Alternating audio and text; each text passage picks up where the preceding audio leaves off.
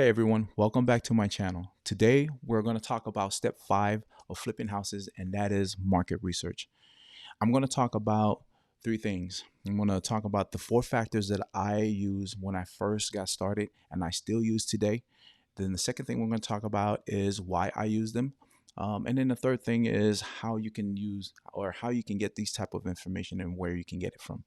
Right. So I created this channel for my service members who are in the Army, the Navy, Marines, Air Force, Coast Guard, because 5 years ago, I decided I wanted to have a business of my own, to be my own boss that will give me the freedom to schedule um, to set my own schedule, decide how much money I want to make, and then spend more time with my family. That's how I found real estate investing, and I've been building my three businesses while serving active duty in the military, all in the United States Army. So, for those of you who don't know who I am, my name is Chris Solaita. I'm a servant of my Lord and Savior Jesus, a husband, a father of two, and I'm currently serving active duty in the United States Army here at Fort Liberty, North Carolina, formerly known as Fort Bragg, North Carolina.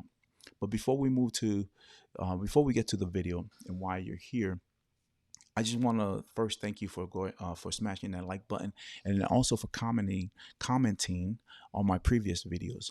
Those comments really mean a lot to me, and I really appreciate it because that's how I am able to conversate with you guys. I love it when you comment on there, whether you agree or disagree, and then I love it when other investors, who watches my video, that post gems in there. They're dropping gems in there, things that I never said in the video, things that I don't know also, because I don't know everything, right?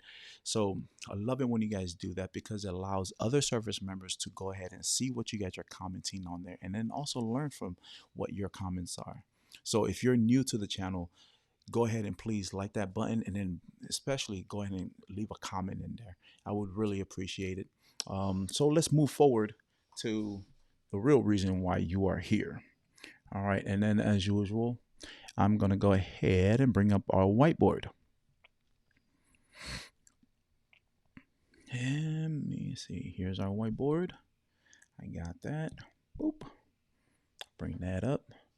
There you go. So here are the four factors that I use when I first started, and I still use them today. So the first one I use is local. Oh, let me clear that. Local market conditions.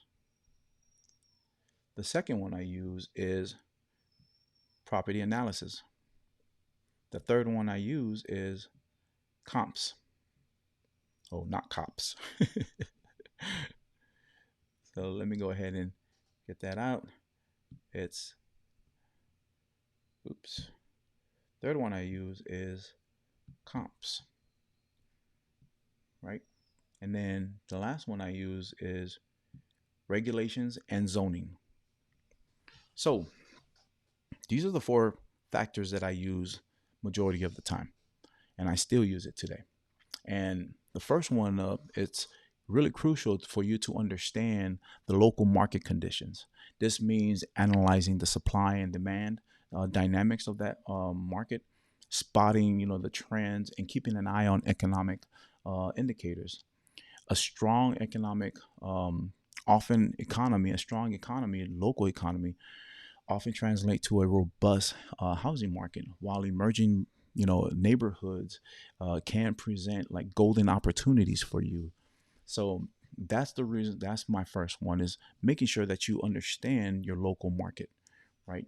The next one up is property analysis. So property analysis, it's about the location, condition, and renovation potential that are all the factors to assess. Think about the property's proximity to amenities such as schools, shopping centers, churches. What else? Gas stations.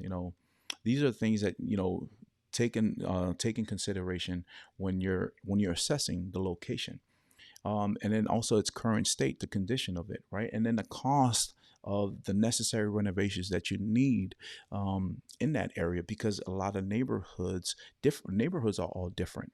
So one neighborhood that is right next to another, where this one neighborhood could houses are only selling for 200,000, but then a neighborhood right next to it, houses are selling from like 300 to $500,000, right?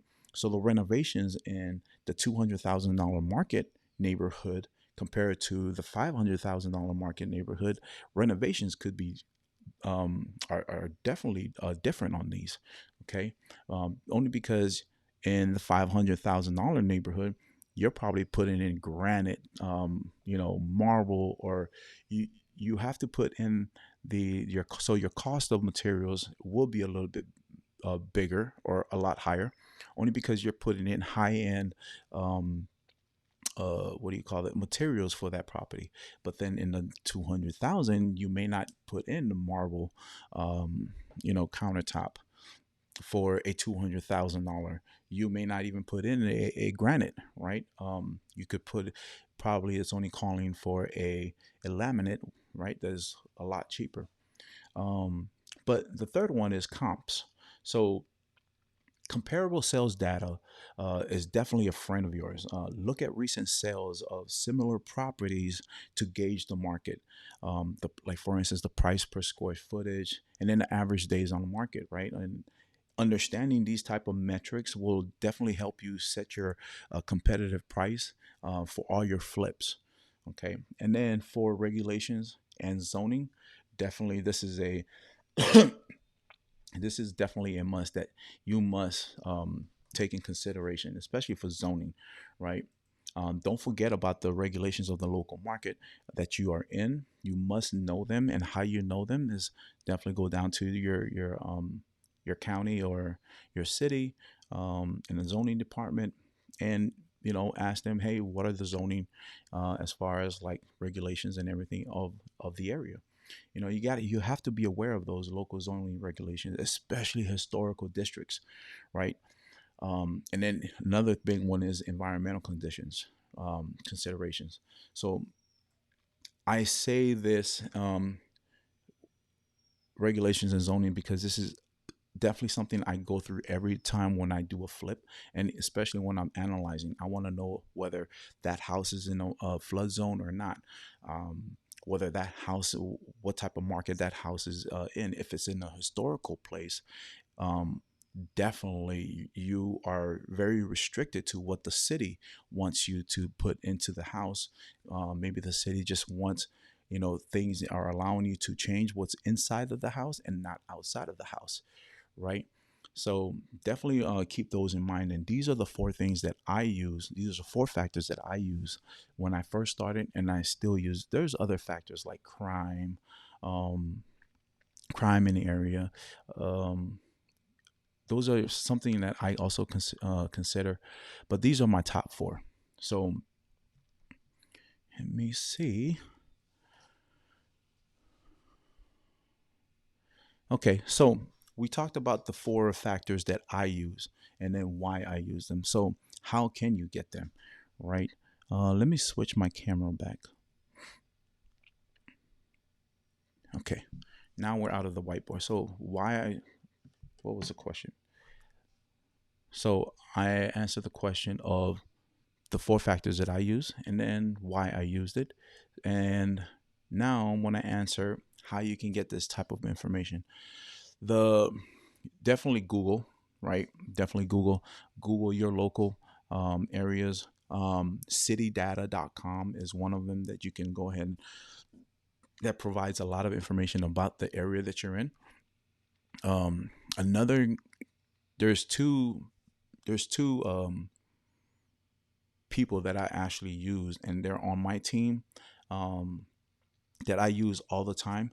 And one of them is a realtor. If you talk to a realtor, they will definitely give you what the local market is looking like, what neighborhoods are good, what neighborhoods are not good, what's selling in the neighborhood. The days on market is definitely something that they will know. So a lot of realtors know exactly what's going on in your market.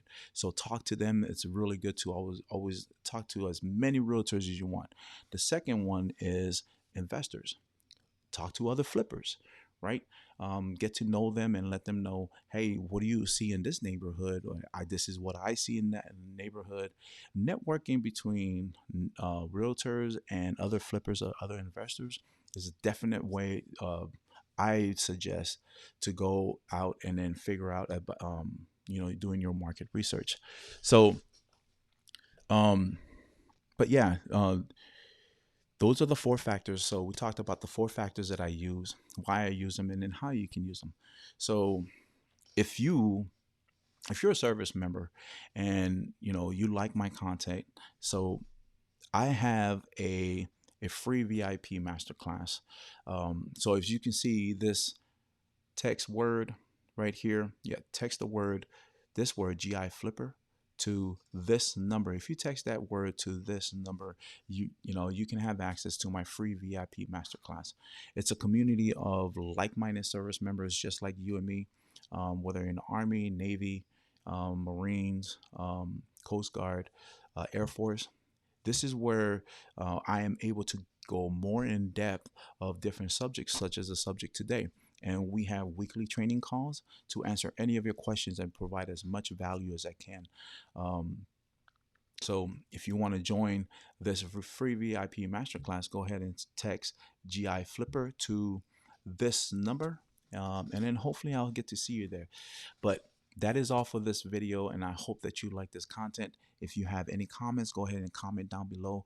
Really appreciate it, and I'll answer your comments. If you have any ideas or any questions, go ahead and post it down there. I can probably do a video on there, and I can give you a shout out too. So other than that, I really do hope that you like my content, uh, and I'll see you on the next video. So stay blessed, buy the best. Peace.